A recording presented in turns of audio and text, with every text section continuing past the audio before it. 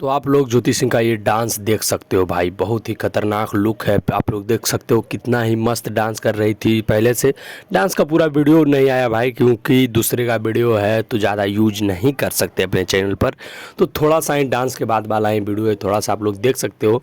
अगर यह वीडियो आपको पूरा देखना है तो आपको दूसरे की आईडी पे मिल जाएगा, जो आईडी ओरिजिनल चढ़ाया है भाई इनके। आप अगर इंस्टाग्राम, ये वाला वीडियो इंस्टाग्राम, फेसबुक या कहीं पर नहीं मिलेगा, यूट्यूब पर ही आपको मिलेगा।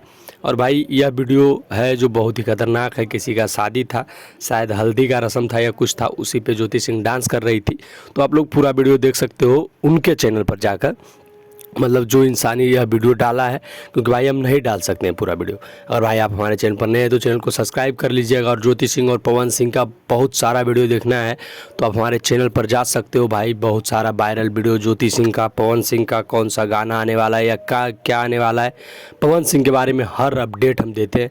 तो आप लोग अगर आप हमारे चैनल पर जाते हैं तो आप लोग को बहुत सारा वीडियो देखने के लिए मिलेगा। तो भाई अगर चैनल पर नहीं हो तो चैनल को सब्सक्राइब कर दीजिएगा। मिलते हैं किसी नेक्स्ट वीडियो में किसी अच्छे टॉपिक के साथ। जय श्री राम।